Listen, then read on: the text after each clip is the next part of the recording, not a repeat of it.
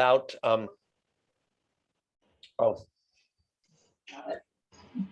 thank you. I have a very short to-do list that was on it, and I forgot to do it already. So anyway, thank you, whoever did that. And so I am here with, in fact, that's a great lead in with my colleague, Harris Fanneroff, that apparently I can't do very much without him. So Harris, it's nice for you to be here, and I appreciate you and your efforts. And I want to introduce you all to another colleague of mine, more recent in connection, Lisa Banks of Optify. Thank you. Thanks, Hile and Harris. So good to be with you all today. I'm Lisa Banks. I'm one of the founders of Optify, which is a coaching and technology company. And we're thrilled to be in partnership with OKA and talking about two sides of our coaching endeavor, which we think really do fit well together. And I'm accompanied by my wing woman, Catherine Germanario, who's here, and there's very little I could do without Catherine. So thank you, Catherine, for being on today, and Harris and Catherine for helping us pull this off. And we're happy to be talking with you all. Thank you, Lisa. And so we do have a lot of information planned for you here. And so let's jump in and start. And so what we are going to do today is take you through this information. We're going to cleave it into two halves. I'm going to talk to you about using assessments to create a high-touch coaching relationship. How can assessments play a role?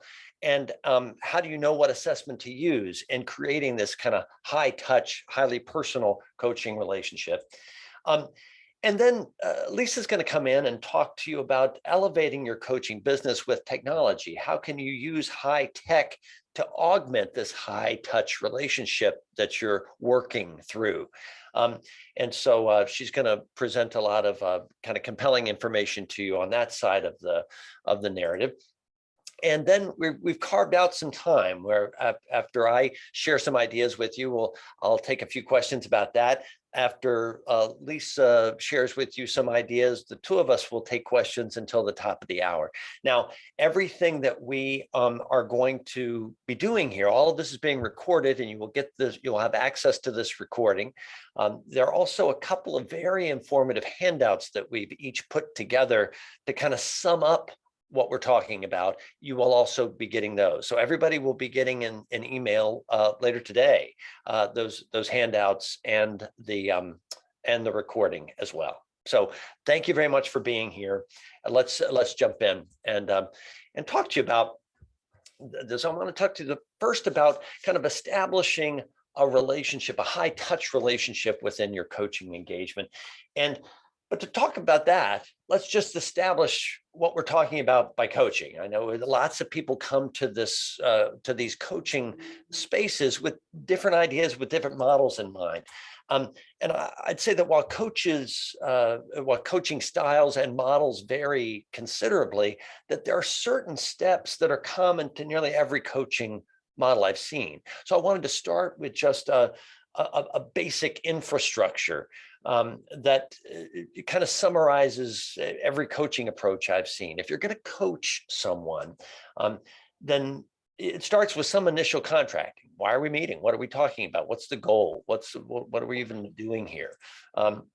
Once we have that structure in mind, all coaching, and this is critical, I think, all coaching needs an input of data. What are we going to be working with here? We need to gather some data. And then the coach helps to feed that feedback, feed those data back to the client. With those data, we can then make some decisions about, okay, so what are we doing? What's the goal here? What are we actually working on? And then once we have that decision, we're actually doing it. We're doing the work. Arguably, it's all the work, but we're actually carving out maybe some skill training or some practice or some feedback, or we're actually doing the engagement around whatever the focus is. And then we evaluate. And sometimes we terminate that. And that's what we wanted to work on X. Now we've worked on X. Or we could just take those data and feed it back up into the process and coaching becomes not a destination towards a set end, but an ongoing process. That's the basic model that every system I've seen uses for the most part. And so this is what I want to focus in on, is data gathering. That's the piece that we're going to talk about today. And so if we're talking about data gathering to feed a coaching process, then there are a few different ways that you can do that. You can have client insight and personal narratives. And so if I'm going to be coaching EJ, then I can just look to EJ to give me some sense of her narratives and what's going on, what her perspective is. And those are the data we use, perhaps.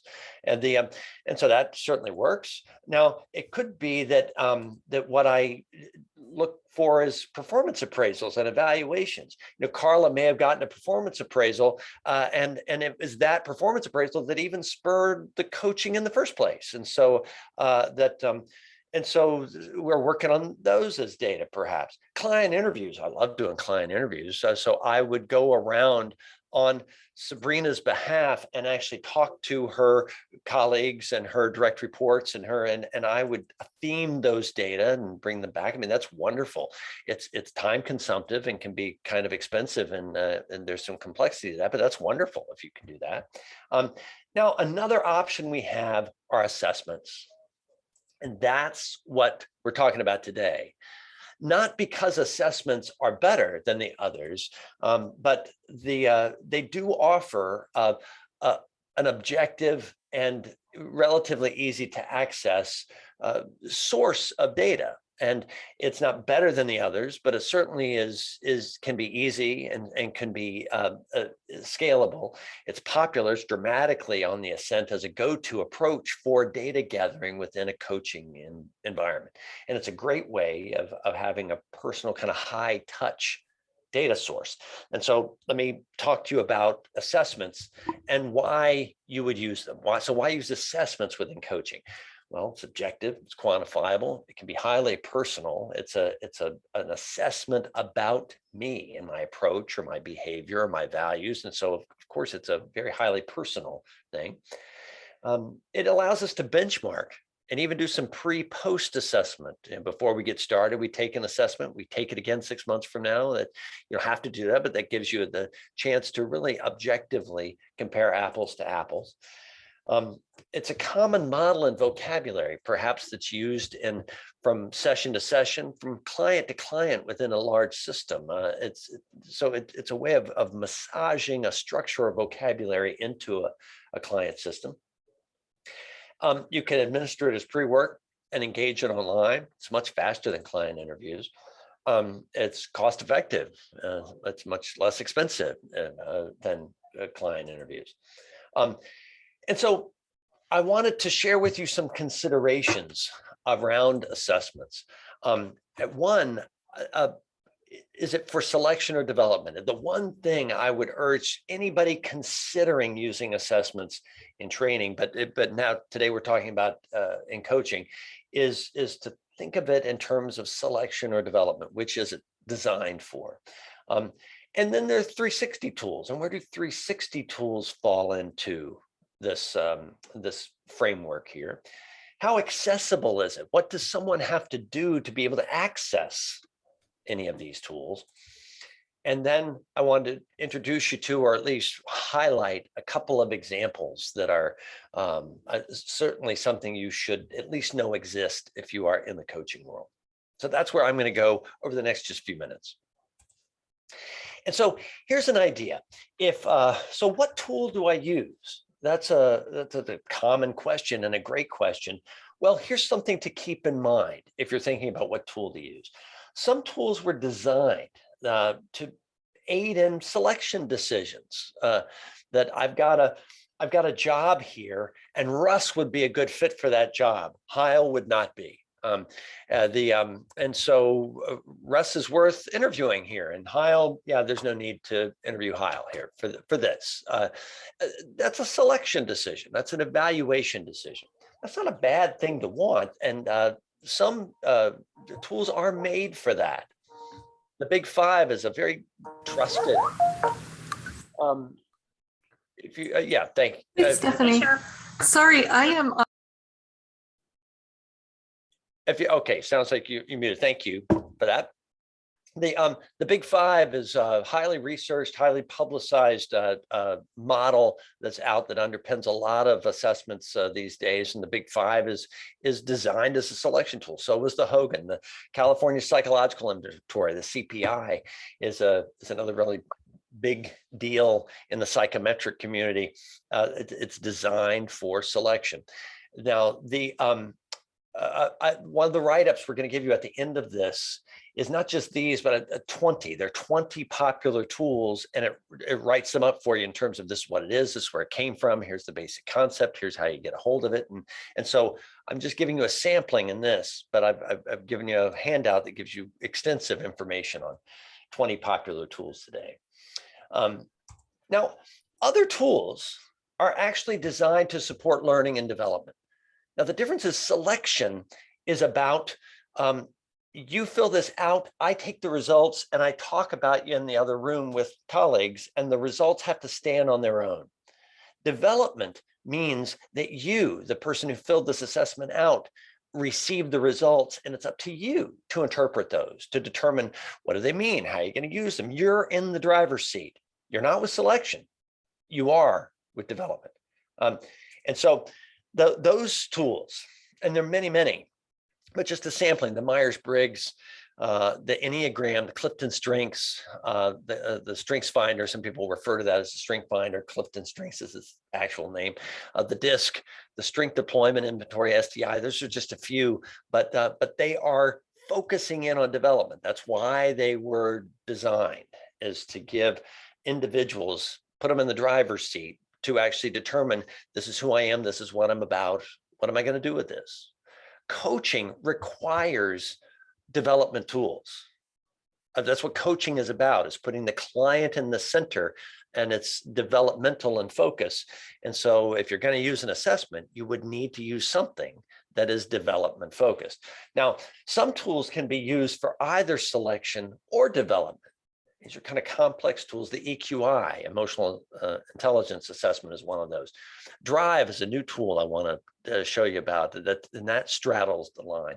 Hogan, while the Hogan was initially designed for selection, they've worked hard to kind of rebrand themselves to try and claim both spaces. So the Hogan positions itself as something that could be selection or development, as an example. Now, this is something to consider that's very, very important. A lot of people in the field don't know this or haven't thought about it, but some tools can be used for either selection or development. And so a tool that starts out as a selection tool, like the EQI, for instance, can be used as a development tool. So if I just determine I only want to interview people who are high in assertiveness and problem solving. And so they need to already be developed in these areas to even make it through the door to talk to me. Well, I can use the EQI to help me find who select the subset of people I want to talk to.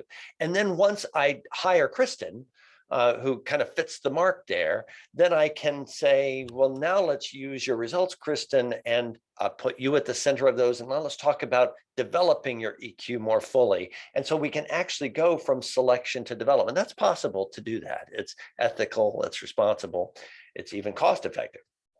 However, if you start using a tool developmentally, you cannot then use it for selection. If I say, Anna, this is just for you to learn about yourself and you're in the driver's seat. But once we get into that process, I use your results to help deselect you for a job, or then you've been baited and switched. That would be an ineffective and really unethical use of the tool. So it's important to know that tools can go in one direction, but not the other. So 360 feedback. there are many tools out there that are standalone 360 tools. The Leadership Circle is an example of one really popular 360 tool. The benchmarks, there are a whole bunch of them out there that are just 360 tools. And but in addition to that, many of our popular psychometrics out there also have 360, have like sibling tools that are 360 versions. The EQ 360, the Dry 360, the SDI has a 360. So sometimes you can get a tool that actually has both of those, a self-report and a 360. And so important to note that all of the 360 tools are on the development side of the house. 360 tools are for selection, not for evaluation. And it's not that it's not a good idea. They are not validated to be used in selection. We're notoriously unreliable in terms of how we fill these things out on our peers, even on our direct reports. And so they are not selection tools. 360s are development tools only. And so last thing I wanted to mention here was tool access. How do you access a tool? You might know this, but all in the United States, this is true in Europe, although the scale's a little bit different in Europe, but the tools are rated as A, B, or C level. They're A, B, or C level. And an A level tool is a tool that's open to everyone without training, like the Enneagram is, Clifton Strengths, the DISC. They're open to anybody. Anybody can take them. Now there's training out there that is offered. You can go to a DISC qualification or even a Clifton Strengths certification program, but you don't need to go to this training to be able to go online and take the tool. You can go online and just sign up and take the Clifton Strengths and you can buy the book and take it in the book itself. And so that makes these A level, and there's some good A level tools. Most of the field is structured around B level tools, and B level tools are tools that require some training. The publisher of those tools require whatever that is. Sometimes it's multiple days, sometimes it's a shorter, simpler process, but you've got to jump through some hoops and prove yourself before you have access to this tool. And generally the reason for that is that these tools can get into sensitive areas, and that sensitivity requires you to really do a good inhale on the tool. B level tools make up most of the tools you'd be drawing from.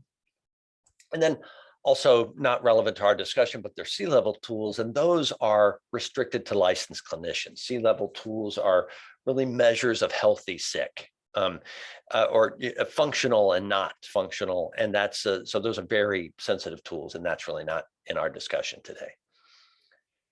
Now, the last thing I wanted to pull on is now that we have this kind of playing field here, is just introduce you to a couple of tools. So a lot of you know about the EQI, you're already certified. That's how you know us and how you came to OK. Not everybody, but a good chunk of you are. But just to share with everybody, the EQI is the world's leading emotional intelligence assessment tool. Lots of EQ tools out there. This is the most popular one. And it's a very broad development tool that's supposed to kind of make a behavioral portrait of your whole life, your home, work, and it measures your engagement level with 15 targeted behaviors. So self-regard, assertiveness, problem solving, stress tolerance, how much of this do you do? And it compares your behavior, not your ability and skill, but just the amount of time you engage that with the average person. And there are a number of norm groups that can be used for basis of comparison. And what this really does is enables you to say, well, look, my emotional self-awareness is high, my empathy is high, but I really struggle with optimism. And so I need to work on my optimism. And so let's talk about how to onboard the skills of optimism. And so it really is about developing behaviors, developing behavioral musculatures. And so it's perfect for development work, ideal for coaching. The last one I want to show you is kind of the new kid on the block. It hasn't been even out in the world 2 full years. And so Meet the Drive. This is If the emotional intelligence looks at your behaviors, what the drive does is look beneath the behaviors to what do you want to do, what drives you, and what drains you. This is a measurement of 28 key drivers founded in some impressive research. Here are the 28 things that are most compelling about what drives you and drains you. And unlike emotional intelligence that really talks about all of those 15 behaviors that I just showed you in emotional intelligence actually are all considered good things, and that ideally you want to be developed in all of them. You want higher optimism and higher emotional self-awareness, et cetera. This is not the case with drive. That here are 28 things, and you can be high in that. That means it drives you. You can be low in that. That means it kind of drains you. But there's nothing bad about that. And so it's not like, well, forgiveness is good, you should be high forgiveness. Well, no, because actually low forgiveness actually means you're drained by the act of forgiveness, but that's where justice and accountability lives. And so there's nothing wrong with being low forgiveness. It's just one drives you and the other drains you. So let's talk about what are those forces within you. And so the value neutrality of this is really powerful and really helpful. And this is one of the most powerful leadership, team, and system approaches that I've seen. It stands alone beautifully, and it's a very nice augment to the behavioral portrait that EQI gives us. It also has a 360 assessment, and it supports setting and working to reach kind of targeted behavioral goals. So the behaviors are one thing. This talks about what drives me and drains you, why this behavioral goal is so much easier or harder than the other. The drive, kind of new, exciting. And so we have a number. I'm about to turn this over to Lisa to talk about the tech part of this approach we're taking. But the certifications are something that are kind of core to what OKA does and has always done.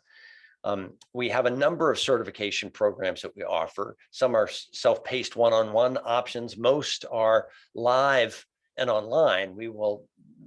I think we're still hoping this spring to have more in-person classes. So in addition to online, we'll be in person, but some are 1 or 2 days long, and we have some that are shorter one-on-one options. But you take and receive your own assessment report for whatever tool we're talking about. You can learn how to explore the model and apply it to pieces of your life and your work, to leadership, to coaching, to team and group development. Discuss and learn how to use the 360 tool. That's assuming there's a 360 tool attached. And then how do you interpret it? How do you talk about it? How do you pivot from these models, whether that's emotional intelligence or drive or type or the team performance, or how do you pivot to talk about, so what do I do with this? How do I make this actionable? OKA has been a leader in the certification space for many years.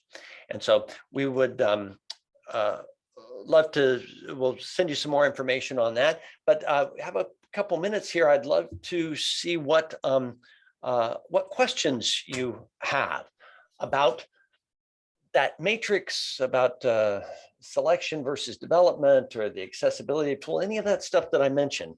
Any questions that come up, you can put them in the chat pod, and I'll take a couple of them before I turn it over to my colleague Lisa. Harris, did anything pop up? None that I got in the chat so far, but feel free to share them, either speak up or throw them in the chat. Great. And we're small enough. We got about 50 people, so we're small enough that, but just unmute yourself and ask a question if you have one. We don't have to stand on the formality of putting in the chat, and you can put it in the chat if you wish. What type of question? I think I heard you say that one of these the 360 shouldn't be used for selection because they're unreliable. Yes. Yes, you did. The selection tools, one of the things we know about any 360 tool is that we as respondents are unreliable in terms of how we gauge each other's performance. In fact, we know that we tend to savage our peers compared to what we do to our direct reports and our supervisors. And so we're much harsher in our judgment. You might not be, but just in general, statistically, that's true. And and also when you might be, Sabrina, you might be the kind of person that when I give you this 5-point scale of does Hile always do this, or does he never do this, or does, if I give you that 5-point Likert scale, you don't like the word always and never. In fact, you never use the words always and never. It's just they're too stark. And so you basically constricted yourself to this 2, 3, or 4. But yet, when it turns out when Dave is giving me feedback, he uses the full 5-point scale. Well, suddenly I've got 2 very different rating scales, when actually you both might be complementary or both might be critical of what's going on, but we're not comparing apples to apples. And so to have a tool that allows for that much variation, but yet that's going to determine who's in the line, who isn't in the line, is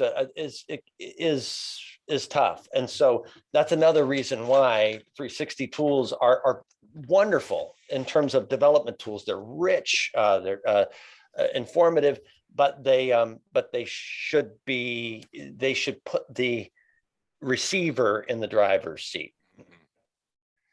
Okay, got it. That makes sense. Thank Yeah.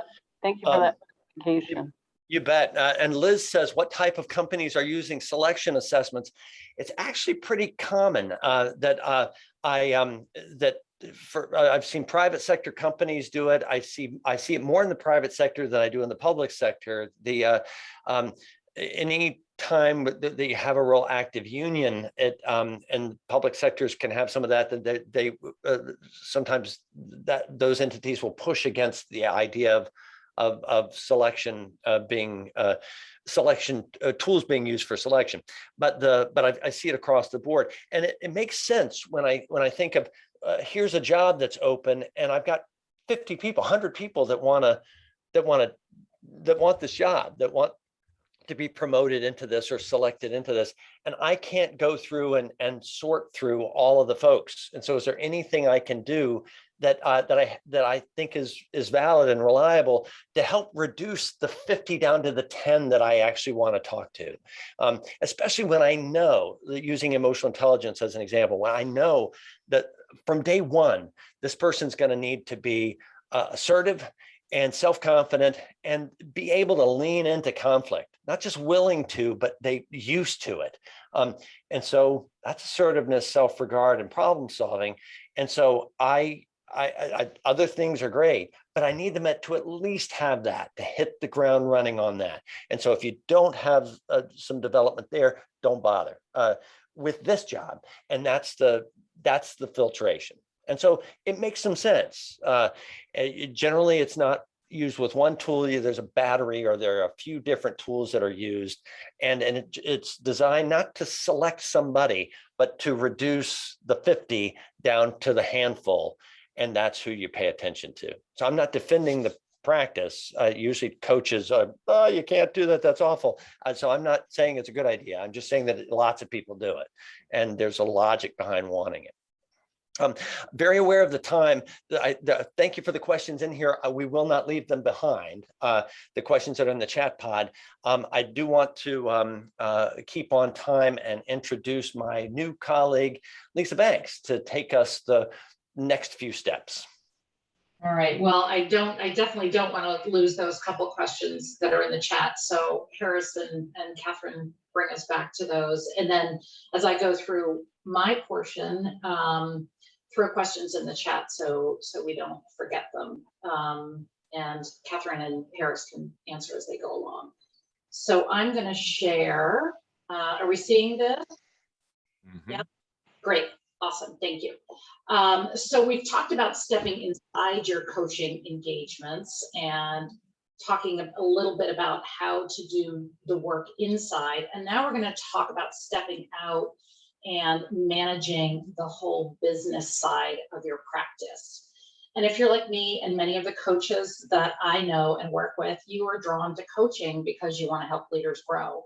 As coaches, we want to spend our time having those incredibly purposeful conversations with clients, sparking ahas, the things that lead to transformation, and we want to see leaders grow. I mean, that's what we're in it for.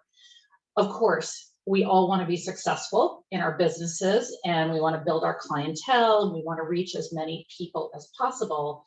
But what I hear from many coaches is that their passion lies in focusing on their clients' experience, and all of the stuff that makes the business go, they just sort of tolerate. And so that is, something real. And add to that the fact that once our client list goes beyond 2 or 3 or 4 or 5 clients, we can no longer wing it as far as the way we manage our practice. Now we're faced with finding a way to manage keeping track of the timing of engagements, the assignments and resources we share, and our communications and our clients' progress. I remember when I finished coaching school, I had a mentor, and the first thing I asked him is, how do I manage this? What should be my system for keeping track of my business? And so the fact is that the more that we grow our business, which is desirable, the more that we need to attend to the details of the business itself, undesirable. And the tension, my friends, is very real. So on top of the personal tension that we feel, we also see that the coaching industry is booming today from both a supply and a demand perspective. More and more talented coaches are joining our ranks every year, which is awesome. I love seeing the industry grow. And companies are also leaning into leadership development like never before. And especially over the last 18 months, organizations have really learned firsthand the importance of effective leadership as they had to be agile and pivot to find ways to be successful in a pandemic environment. So it may surprise you or not to know that during the pandemic alone in 2020, organizations worldwide spent $357 billion on leadership coaching, training, and development. They're spending even more this year, and they're planning to expand further into those budgets next year. It's also worth noting that 70% of organizations are now investing in technology driven solutions, and that's for every part of their business, whether it's HR solutions internally to manage benefits, or it's that internal communication channel like Teams or Slack, engagement platforms that they're bringing in to make sure that people stay connected in the hybrid world. And it also applies to development and coaching solutions as well. So whether you're providing in-person coaching, which hopefully we'll all get back to soon, or virtual coaching, the organizations that we're working in are anchoring their operations in technology solutions that they can access wherever and whenever they want without diminishing results and making everything accessible to their whole teams worldwide. And as the world is leaning on this technology, and as companies consider hybrid working arrangements, technology is just a must. I mean, think how fast we all ramped up to Zoom and all of the other ways that we communicate now. And so it is for coaches. And so as uncomfortable as it makes some of us feel who love the old way of servicing clients, I miss the days of driving to my clients' offices and sitting across from them face to face and giving that high touch, personalized experience. Going high tech is becoming a bit of a difference maker in our industry, and yes, also a must. So the question is, how can we transition to high tech without losing the magic of our high touch engagements? So I think we can accept that technology is here to stay. We are not going to put that genie back in the bottle, and that it's one key to becoming a standout coach today. Yet a lot of us think technology is scary. I can remember when the pandemic started and there was a lot of traffic on our Georgetown listserv about, can someone help me with this? How do I get the right microphone set up? How do I, what earphones should I use? How do I do all these things that I used to just take for granted because I did them in person? How do I facilitate virtually? So I challenge you, instead of holding that tech is scary thought, to consider, as we coaches always challenge our clients to do, what else could be true? So what we're seeing is that tech actually boosts productivity, it streamlines our communications, and it can be accessed anywhere, anytime. Now, no matter what you think about this 24/7, in touch world, honestly, it's the way it is. And given the way that we move around today, it's really, really helpful. So I want to talk to you about how you can use technology as your personal coaching practice business supercharger. So I want to be honest, we have a platform at Optify that we built to manage our own programs, but there are dozens and dozens of coaching management platforms available right now to choose from that can help you supercharge your coaching practice and stay ahead of the curve. And they can also help you bring a high touch coaching engagement in the same way that you used to, even if you go back to meeting in person. We know that more of these platforms are coming on the market every day, but we want to show you a little bit about how we think about them at Optify. As you look into adopting a high-tech way to manage and grow your business, you should seek to answer these three questions. What's in it for me? What's in it for my clients? And what's in it for my sponsors? So technology should help you, first and foremost, manage and professionalize your own internal business. Optimally, tech should help you store all of the data and all of those incredible assessment reports that Hile just told you about, your resources that you share with your clients, the communications that you have back and forth, all in one place. How many of us have said, now where is that resource that I sent to my client? And you have to go way back in your emails, right? Or you printed a bunch of stuff out and it's in your file, but it's not readily accessible to email to your client. Or you can't remember where your engagement is. How many times have you counted up the number of meetings you've had to figure out how many more you have left? So you also want all of those resources and all of that information at your fingertips so that you can share it with your clients. And if they say, where are we in the meeting, in our meeting engagement, you can look and say immediately, yep, you're right here. So on top of being a container for your information, the right coaching platform should allow you to duplicate your most common and favorite engagements. If you have a proposal and an overview of an engagement that you have written up over and over and over again, with the click of a button, you should be able to duplicate that, create the meeting schedule, and send it off to your client and have it all in one space. A strong platform will also allow you to track your client's progress at a glance, know where you are in a moment. At Optify, we have an easy to read dashboard that offers this quick look of how many meetings you've had, when is the program supposed to begin and end. We've also found that being able to share meeting history, notes with your clients, and hold the entire coaching journey in one place is incredibly powerful. When you get to that midpoint and you do that midpoint check-in with your clients and you say, let's just take a look back at where we started, you can just scroll back and you and your client can both see what is the history, what are the things we've talked about, what are the resources we've gone through, what are the assignments we've tried. And your client can see, oh my gosh, in meeting 2, we were talking about this and now we're here. These are my goals. And finally, it's important to think about, do you want your company logo and branding to be available on your coaching platform? I would think so. It professionalizes the whole look. So that's what's in it for you. What's in it for your clients? They're looking for ease, just like you are, okay? And they don't want to be overwhelmed. A good coaching platform will help them to see their journey, their coaching journey, and all the history notes. It will help them to keep their goals top of mind. At Optify, we have a whole goals section where you and your client can both work on the goals simultaneously. They can print those goals out and share them with their manager or keep them on their desktop if they just want to keep them top of mind. Your platform should be able to help you schedule easily, and they should be able to see all the assignments that you've shared with them, resources, things to read, and all of that, and communication that you've had back and forth in one place.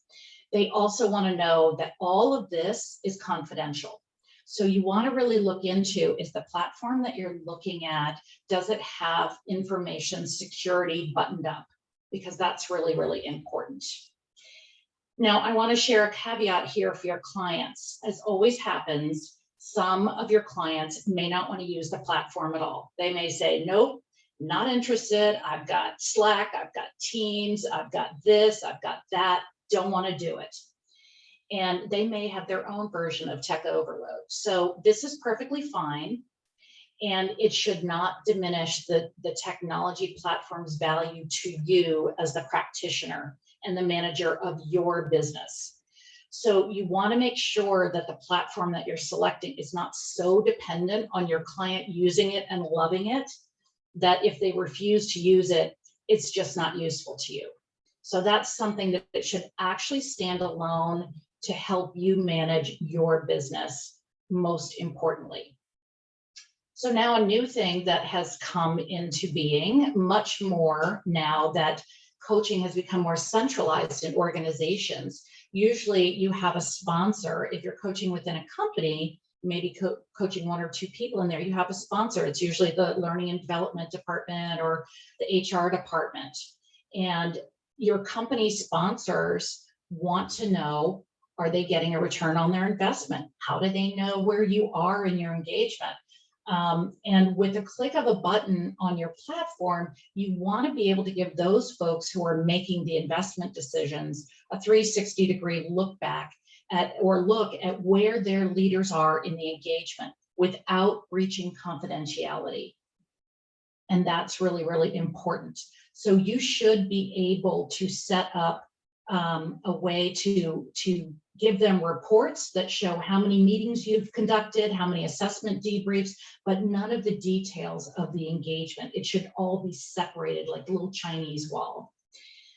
You should also be able to set up program information within your platform with organizational goals in mind, and keep those top of mind in a place where you can see it and where your client remembers that not only are you coaching them on their own personal goals, but you're really coaching in organizational context, because frankly, the organization is paying you to coach within a business context. They just want you to help the leader find their own personal levers to pull.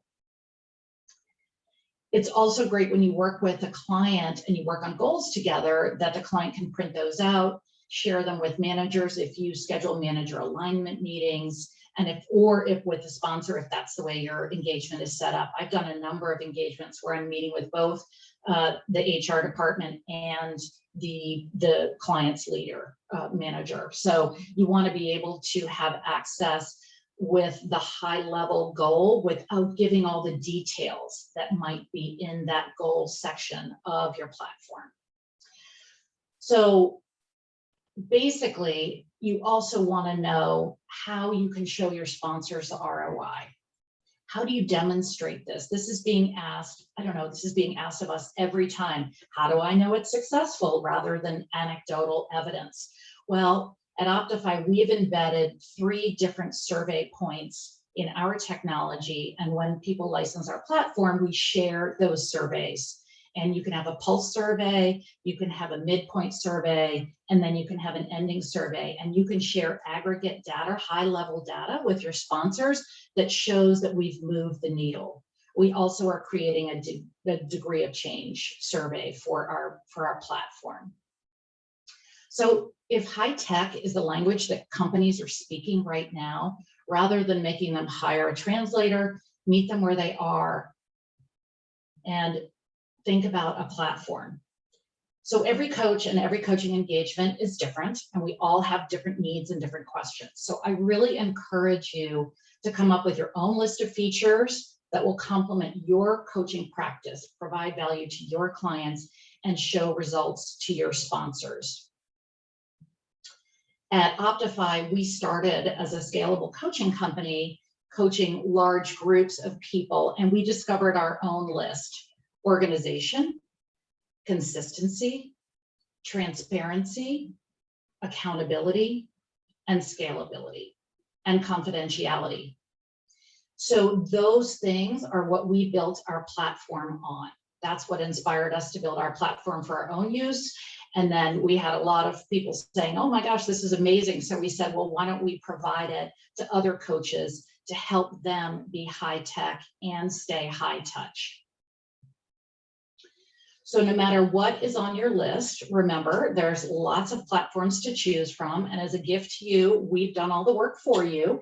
And we're going to share with you at the end of this webinar a document that compares what a handful of coaching programs that we know of are offering. And we're kind of telling you, here's what they have, here's what they don't have, because no platform that we know of so far has it all.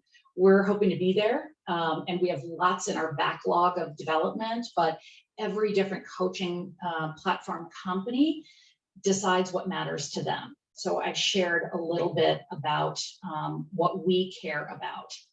And I want to leave you with this thought. I read a Seth Godin blog this week. I think it was early this week or last week. And here's what he wrote. I'd love to share this with you if I can read it. 10 years ago, if you were as good at using networks and software as you are today, most of your peers would have considered you some sort of wizard. The question isn't whether or not each of us is going to get better at using our tools. The only issue is how soon. We can choose to live behind the curve or ahead of it. It turns out that there are significant rewards for pushing through the discomfort and getting much better at all the resources that are suddenly available. What if resisting until we had no choice, we decided to pioneer instead? I thought that really speaks to what we're hoping you might consider embracing today.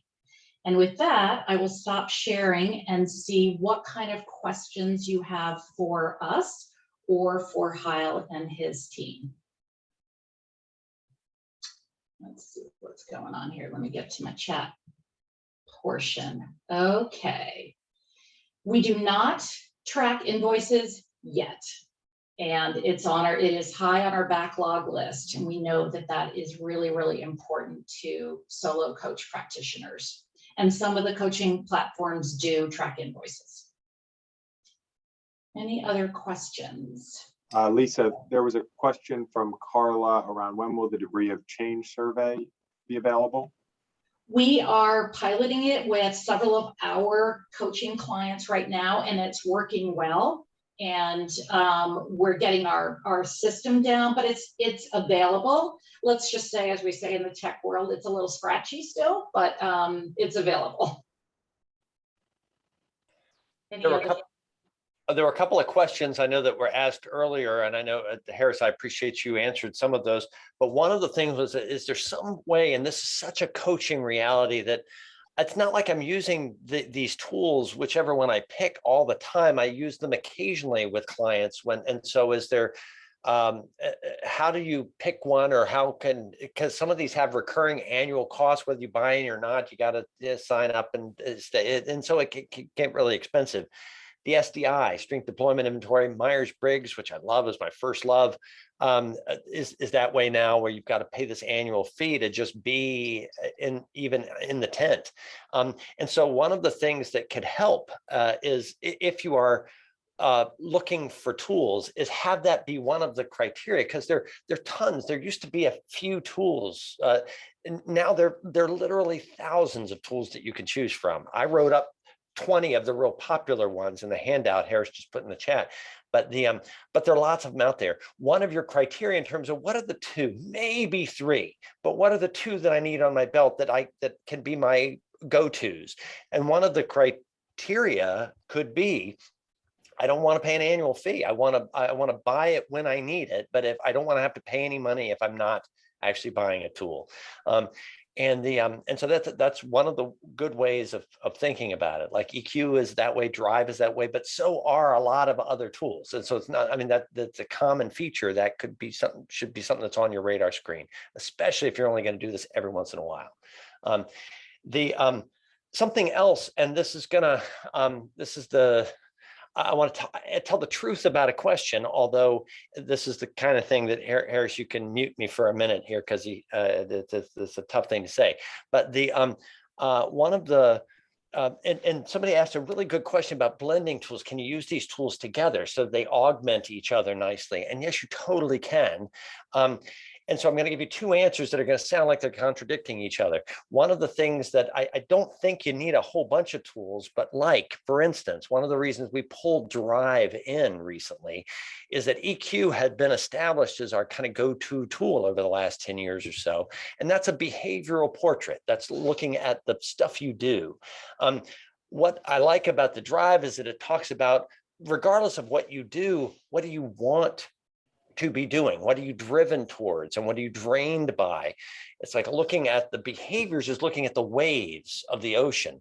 The drives, that's looking at the currents and the tides. And when you have these two things together, they really augment each other really nicely. They both work really well on their own. Neither of them needs the other, but they happen to go hand in glove if you want to use them together. And so finding tools that complement each other and aren't fitful is a great idea. Now, all that said, I don't think you need, there's a school of thought out there that I'm not a member of, that actually says the more the better, and just get certified on as many as you can so that you have, I mean, so as somebody who runs a certification training company, I'd love to see you come and get certified on every single one of them. And you don't need those. What I would say a good coach needs is one, maybe two, that they actually are attached to, that they like, that they feel like they can really move around in. And that's something that they can use with a leader or with a frontline supervisor or with somebody who's just aspiring to the next level or somebody that's actually in trouble and up against the wall. I mean, you could use that skeleton key tool in all number of places. And I think you're better served by having a couple that you're really feel really good about, rather than having a real light touch with a dozen of them. I think would be my advice that I wasn't actually asked about, but that would be an idea. So that's enough on that. So Catherine, Harris, yeah, I just want to jump. Yes, thanks, Hile. I want to jump in and answer a question that was asking about whether our Optify can be used for internal coaching programs. And yes, we absolutely, one of the inspirations for this is that we were talking to some enormous companies that have internal coaching shops. And we said, how are you managing your programs? And they said, by spreadsheet. And we're like, really? And so this is the answer to that, if you've got a company that's got an internal coaching shop, yes, you can just embed Optify there and manage your coaches and know where, for the HR department, they know where everything is and what's going on at a glance. So we think that's going to be a huge application. One question I see about, do you anticipate the per person cost of assessments coming down?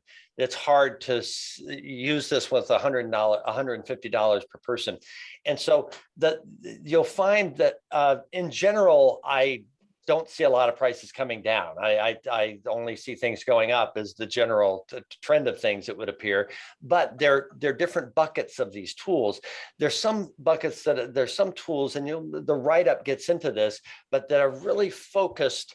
And there are even self-assessments that you can take very quickly. There's one on influence, the influence style indicator, the change style indicator, the The disc falls into this category of smaller, more focused things, and those generally are on the less expensive side of things. It's like the $20 to $30 per copy. Now that's a lot of money, you might think, but it's not 150. I mean, that's on the lower side of these assessments.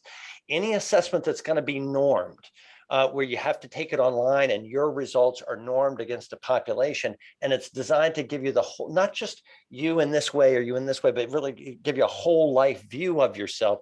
That's going to be 50 is basement pricing for that with most public, apparently, because that's what they're all on, up to 100. So 50 to 100 is what that is where that's going to lie. It's going to be hard. You're going to be hard pressed to find a good 360 tool that's under $200. So, but generally, you're not talking about everybody in the system doing a 360 tool. I hope not, because I've not seen a system do that well. I think you're talking about individual leaders or a small leadership team, and so generally, that's not all that much money. I find, even in the public sector, for that kind of intervention. And so realize you do have different price points, but I don't think like the Hogan, I don't see that price falling. So you can keep in mind those tiers in terms of what do you need when you need to enter the market. We had Lisa, I'll let you elaborate on this one. We had a question from Jonathan, and Catherine touched on it, but I'll let you elaborate. So Optify is attempting to be a one-stop shop as opposed to using multiple tools. Do you want to get into that a little bit? Jonathan, I was actually going to ask you to clarify. By tools, you mean, I was wondering what the other tools you're talking about that you're imagining we're combining. Just curious. Well, I just saw all, that graphic that you had of all the different programs that are out there, and how you said that some of them specialize in this way, others in a different way. And it seems, my understanding was that you were bringing Optify to kind of rein that in and be just the end all. Thank you. That's very generous, Jonathan. Yes, we've taken the best of everything. What I'll say is that we're coaches, and we built the Optify technology to serve coaches.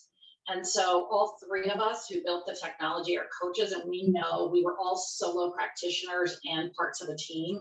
And so we knew what mattered to us in those domains. And we've also learned what matters to our sponsoring companies. So we've built it with that in mind. Other companies come at it from a different perspective.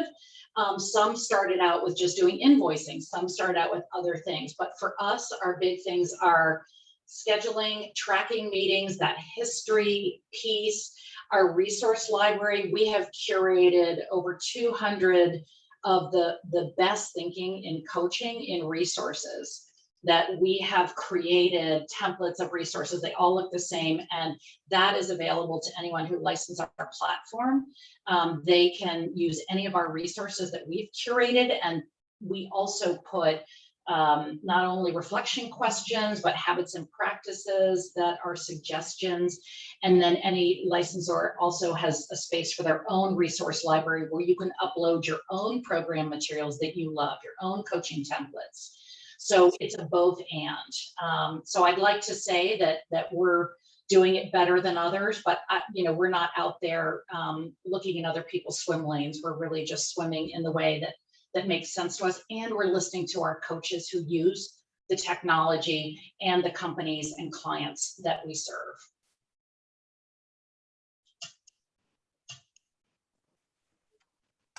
Awesome. There was a question as well, Lisa, from Carla around costs for Optify. You can go on our website, optify.io, and there's a product page and pricing. And for solo practitioners, it's $49.99 a month, up to 5 clients. And then you pay on a per client basis. That's a monthly payment.